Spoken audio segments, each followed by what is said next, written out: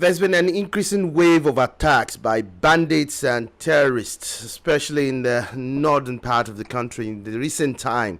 And this has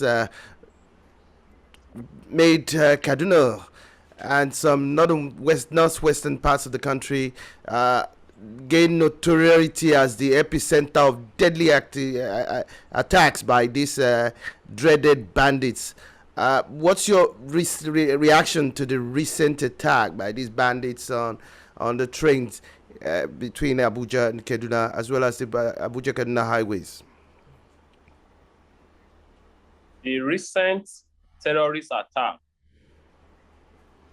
by terrorists ravaging our country is deeply painful. It is unfortunate and calls for deep concern about our humanity, collective humanity as a country. Again, the recent attack by the terrorists bring to fore the critical conversation about not just the security situation in the country, but also about the leadership of our country. I do not believe what we have in this country now is leadership. If on a daily basis we still witness fatal casualties like this, you will see that Section 14, Subsection 2B of the 1999 Constitution provides that the security and welfare of the people shall be the primary purpose of government. But it seemed to me that the failure of the regime of President Muhammadu Buhari to provide adequate security has defeated the very purpose why we should have a leadership, why we should have a government. If a leadership has failed in its primary purpose, then I do not see any reason why that leadership should continue holding on to power. A failed leadership does not have any reason to stay. Therefore, at this point, we need competent hands to step into the position of leadership in our country. We are not just having a security crisis, we are having a leadership crisis in this country. And that is why about 48 hours after the incident, the president is still hiding in Aso Rock. While we saw the president during the APC primary, the autocratic APC primary, he went to the convention. But when innocent souls were brutally slaughtered by terrorists, aided by the failure of leadership in the country, the president is nowhere to be found. These are the fundamental issues that concerns me as a citizen of this country. For how long shall we continue to die? For how long shall we continue to be slaughtered indiscriminately? For how long shall the dignity of human person be arbitrarily violated in this country by the failure of leadership? So, I am deeply disturbed if our country is not turning to the Obesian state of nature, where life is solitary, nasty, brutish, and short. Because if the government has failed to provide security, if nowhere is safe in the country, then we are all in trouble. It all started when the roads were no longer safe. In place of providing security, adequate security on our roads and everywhere in the country, they look for an alternative. In place of solving the problem, they brought the train, they resuscitated the train system. Little did they know that you cannot escape from issues of insecurity. You can't escape from it. You can't run away from it. You can't find an alternative to it. You must solve the problem because it goes to the roots of our nationality, of the very essence of our country. If we cannot secure ourselves as a country, why should we be called a country? Talking about When leader, what does let me I just ask quick again? let me just I quickly ask cut you, again. Barrister, let me just quickly cut you in there. One wonders that how will this government, earlier on you talked about the problems of leadership which has reverberated across this country in recent years, considering the massive losses of lives that we've experienced, especially with regards to these bandits attacks and terrorist attacks. Uh, Questions are being asked: how will this government have ignored the security situation in the region to build a sensitive infrastructure, even borrow money or funds in order to build those structure, and just to,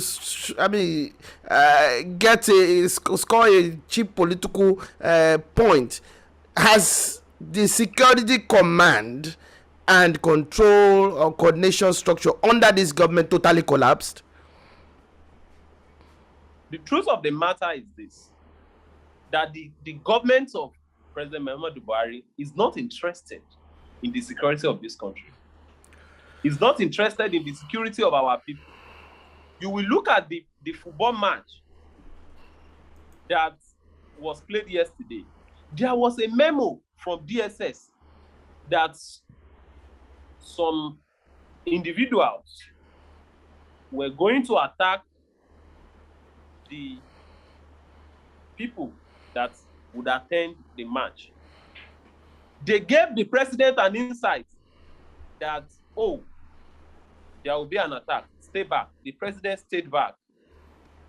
The key government officials were not in attendance because they got wind of the memo. Indeed, they had wanted to attend because there was a memo circulating demanding or requesting that government offices should close at noon. But you see that they gave the president alone and his people alone the information that, oh, there will be a terrorist attack at the stadium, so do not come. But how about the rest of us Nigerians who are not president, who are not vice president, who are not political office holders, who are not political appointees? Ordinary citizens of Nigeria were allowed to go to the football, to the pitch, to the stadium, despite the clear security signal. That is to show you that these people do not give a damn about what happens to the common man. How many times does the president use the train? How many times does the president use the road? The road is not safe. The train system is not safe. Even on the day, we've been hearing of recurrent news of how our airports are being attacked. Now, the fear of air tickets has been, skyrocketed. Now, to even travel by here is very expensive, to the point that you are locked in between choosing traveling by road, which is very insecure, And that will be at your own path peril. to hell, or you travel through train, which is deeply not secure.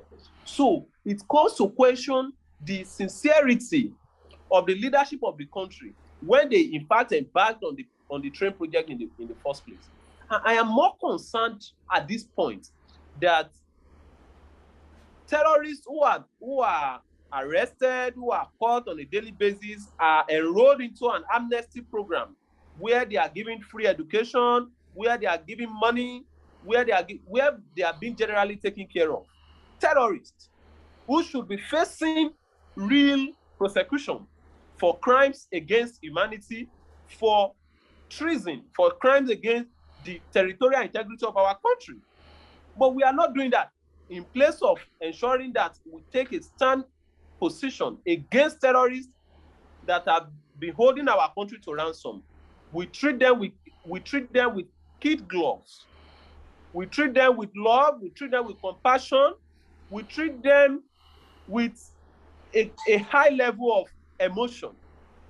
Whereas innocent citizens, law-abiding citizens, patriots, who are making conscious efforts to ensure that our country progress are being blackmailed, are being harassed, are being victimized, are being tortured, are being treated with contempt, with disrespect.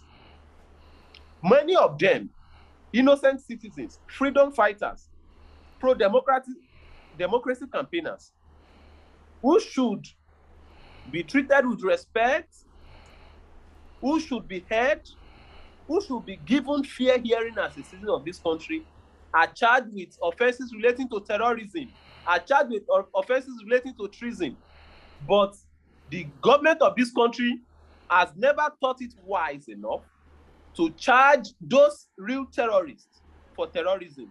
And this is why I have come to the irresistible conclusion that if we are really going to fight terrorism in this country, if we are really going to put an end to insecurity in this country, then we must start from our government houses. Because at the end of the day, this set of people that we call excellencies, the people that we call honorables, are the real terrorists. That is the truth. Because now, but Mr. Festus, I followed you on what on one of your social media updates, and you made this statement. Permit me to quote what you said. By now, the streets of our country should be occupied by citizens protesting the failure of government to provide adequate security. It seems to me, however, that we are a conquered people. Or how else do we explain our complacency in the face of this gross incompetence and failure?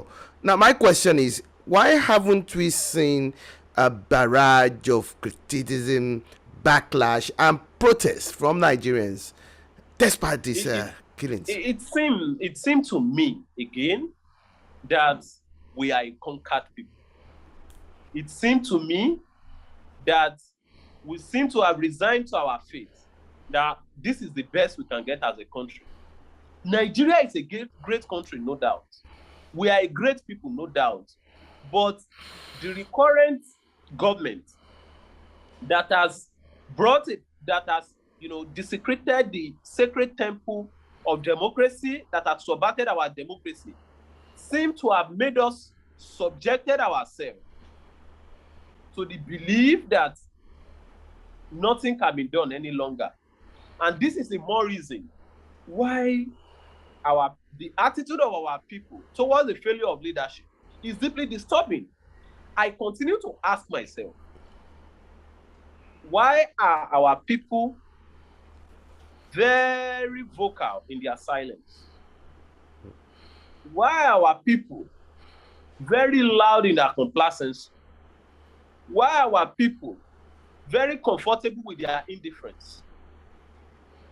By now, the streets of our country should be filled with a lot of our people who should be protesting against the gross insecurity and the failure and ineptitude of the leadership of our country. But our people seem not concerned any longer. It seems that our people are completely disconnected with the affairs of government in this country. And my fear is this. This is the very expectation of the crooks who are ruling this country. This is their very expectation. They want the people to have a laissez-faire and nonchalant attitude about issues that concern all of us. Issues that concern all of us. This is their very expectation. So if we succumb to their expectation, to their strategy, then they have won us. And we are a conquered people that way. And that is why I will continue to call on our people to rise up. This is not the time for us to agonize. Agonizing is not enough. We must begin to mobilize ourselves. In place of agonizing, we must continue to mobilize, because our number is our strength as a people. Now, we need not wait to 2023 election before we begin to take critical action. Because you will remember that those that died yesterday were once survivors like us. Those that would be victims of insecurity today were yesterday's survivors. And those of us that are likely to survive today are tomorrow's victims. So we need to take critical actions. We cannot wait till 2023, because how sure are we that we will be alive by 2023? How sure are we that we will not be caught in the trap set by the political leadership of this country by their failure to provide adequate security? So we need not be silent about things that matter. But it seems to me that our people seem not concerned again about things that really affect them. This is my fear, because ordinarily, with the singular tragedy that happened between the rail track from Kaduna to Abuja, our streets in our cities everywhere should be filled up with protests, people showing their deep grievances. This is the only language the political leadership of this country understands. Now, they do not understand the big English we speak in the press on a daily basis. They do not understand it.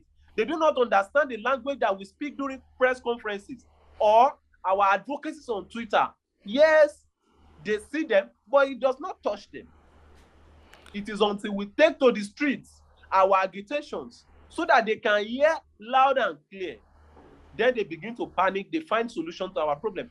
Anything aside from that, we might be a risk. We might be a risk. Now, earlier on, you talked about 2023, and some are of the opinion that since this is an election period, perceived opponents are doing everything to sabotage this government. What's your view on that? If the proponents are sincere people, then the accusing fingers should be pointed at them. Because before the 2015 election, we had serious cases like this, bombing here and there. Definitely, it means that it was the opposition then that were perpetrating the evil, that were behind the evil. We can make the argument, if that is the argument of those that are supporting the satanic regime of today. If that is the case, then it means that the unrest that we've been witnessing in this country, especially before 2015 election, had political undertone from the opposition. But I do not believe that. I believe that the security crisis in our country is getting to a climax because the failure has been just too much. The incompetence has been unbearable and unacceptable. When the government is doing absolutely nothing about the security situation of the country, it emboldens the terrorists themselves. And that is why terrorists can, leash that attack on a train occupying over 1,000 citizens of this country. The failure of the leadership of our country emboldens terrorists. It was not this bad in 2015.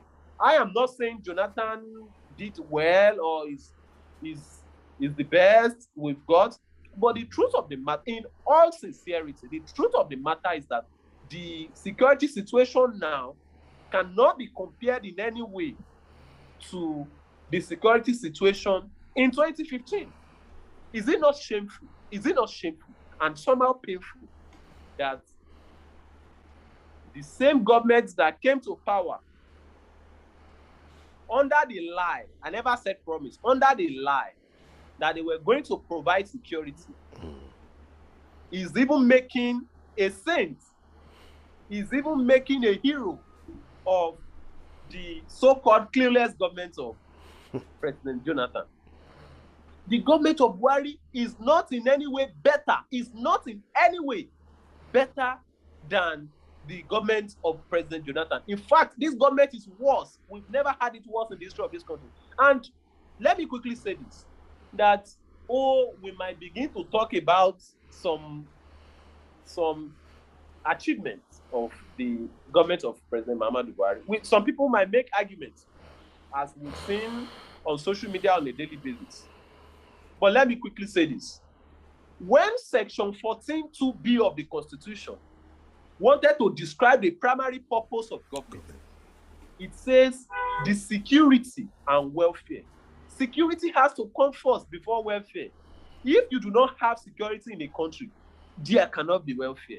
You cannot have welfare in the absence of security. You cannot have peace in the absence of security. You cannot have progress in the absence of security. And that is why we are equally challenged by the economic situation of the country, because security goes to the root of the country. If you do not have security, the people cannot have welfare. Because what is welfare if you are not secured? It defeats the very purpose of welfareism. Again, how can the economy get to be better?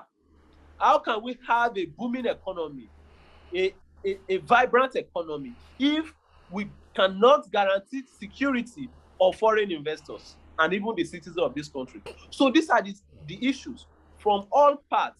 I do not see any sources of this regime. I cannot see, because the security is the major thing that the government must provide for its people, but it has failed in it.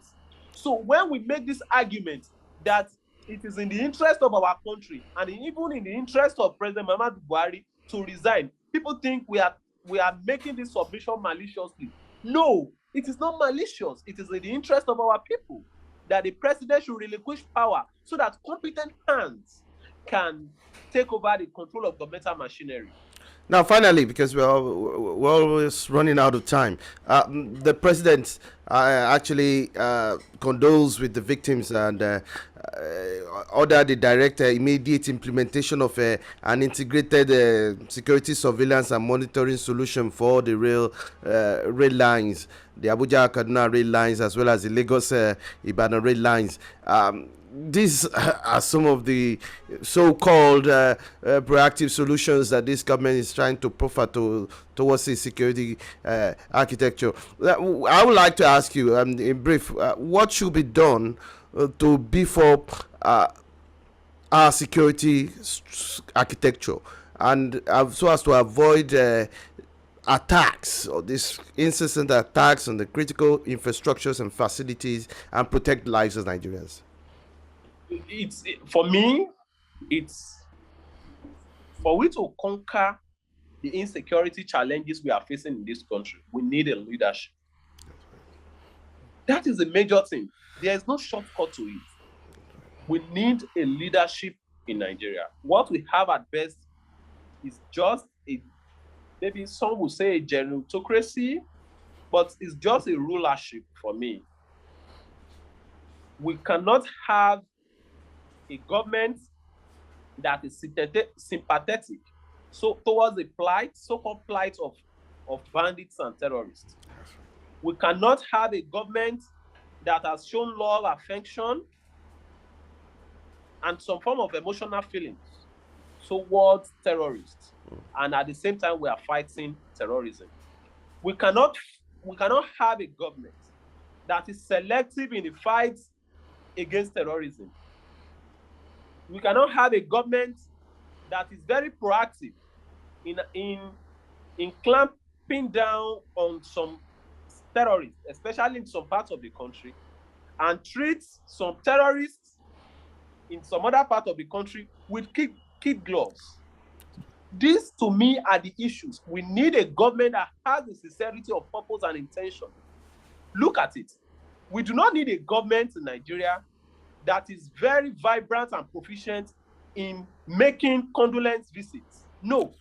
We do not need a government that is very efficient in drafting press statements condoning with the family and sometimes victims of insecurity. We need a government that will ensure that insecurity situations do not happen in the first place. This is the kind of government we need. A government that has sincerity of purpose and intention. What has happened to the service ships? Again, what has happened to them? What has happened to the security architecture in this country? What has happened to the legal framework of our security? The legal framework. Are we not still relying on the archaic, anachronistic laws that establish even some of these armed forces? Look, we need a sort of revolution, reformation, complete change in the system of governance in this country. We need new people. When I mean new people, I'm not necessarily talking about young people. I'm talking about new individuals, because I am confident that if we are still going to follow the lines or follow the trail of those set of individuals and political parties that destroyed our past, then the country remains a risk. Because we need sincere leadership. We need a sincere leadership that will courageously confront the issues of insecurity without compromises, without fear or favor. But it seemed to me that the government of this country seemed to profit largely from the insecurity situation of our country. And that is why they are not committed to putting an end to it. But in the final analysis, before I go, we are all Nigerians, we are all in this country. Terrorists will not ask, where is your political party? These terrorists will not ask for your political ID card. They will not ask you whom you know or who you know. They will not ask, who are you? They will not ask these questions. They will strike. They will commit their crimes, and they will get away with it. So if we are coming together to find a solution, then we must be sincere. This is the more reason why we must all come together with a sincerity of purpose and intention to put an end to the issue of insecurity. Because the spoon that we call shovel today, you see a spoon, you call it shovel. Pray that that spoon that you call shovel will not be used to dig your grave, or the shovel that you call spoon will not be used to dig your grave. These are the issues.